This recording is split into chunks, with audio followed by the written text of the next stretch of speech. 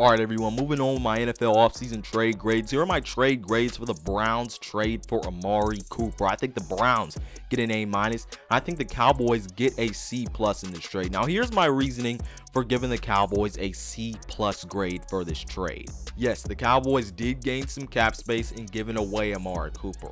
But other than that, other than gaining $16 million in cap space, what else do the Cowboys really benefit from in this trade? Because I don't think they benefit from anything else other than freeing up cap space, because with that cap space, I don't think you're going to get anybody that's better than Amari Cooper. One, I don't think they got enough draft capital. He went for a 5th and a 6th round pick.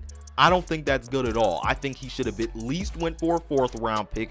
And what I realistically think he should have went for was a 3rd round pick. You get a 3rd round pick, you give the Browns Amari Cooper and maybe a 5th and a 4th round pick since he has that cap hit. But look, I thought they should have at least got a 4th round pick. I thought they should have realistically got a 3rd round pick for a player like Amari Cooper.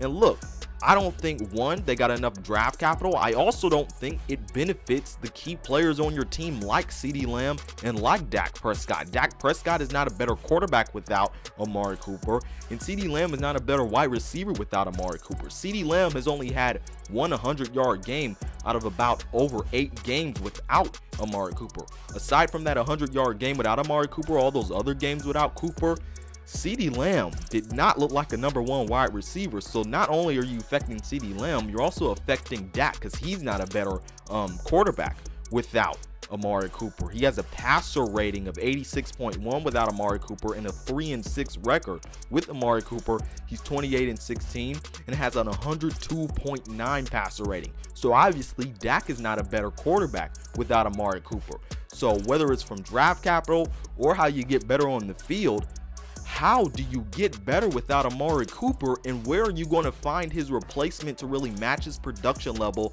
at a lower price? Because I don't see where you can really do that by getting rid of him. Honestly, in a Super Bowl window for the Cowboys at a time where they're supposed to be getting better, they got worse by losing a key piece to their offense because Amari Cooper had a #1 receiver impact. He impacted CeeDee Lamb well, and he impacted Dak Prescott well. Where are you going to find another receiver like Amari Cooper at a lower price? Because I don't see one at a lower price that you can get really on the market right now. So look, for the Cowboys, you didn't only not get better by trading him away, you also didn't get enough draft capital for him. So I don't really like this trade for the Cowboys aside from really the salary cap space that they gain. Where else do they benefit in this trade? If you see a way, tell me, but I don't see a way at all. All right, for the Browns, they get an A-.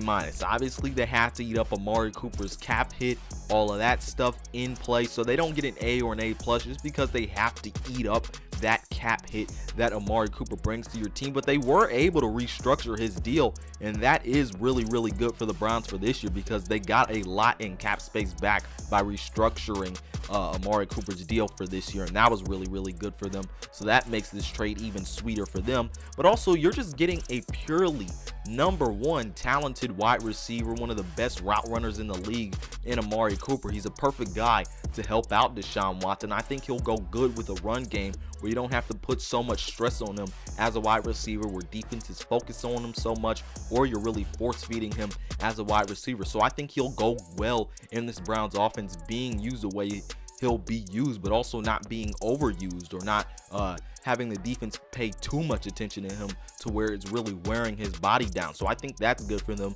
But simply, the Browns just got a good wide receiver here, and they got one of the best route runners in the league, and they were able to restructure his deal, and they didn't really give up anything significant for him.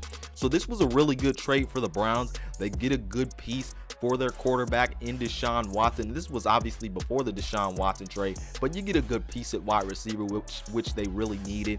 He's a red zone guy. He's a good route runner, and I think this was a really good trade for the Cleveland Browns to strengthen up your depth in that wide receiving room and give your quarterback a weapon, and also go along with your run game so you don't put too much stress on your run game. But these are my trade grades for the Amari Cooper trade: an A- for the Browns, and then a C+ for the Dallas Cowboys. Tell me what you think about it down in the comment section below. Other than that, this has been Malik Hicks, aka the Ranker of the Ultimate Sports TV, signing off. Peace out, and I'll see you on the other side.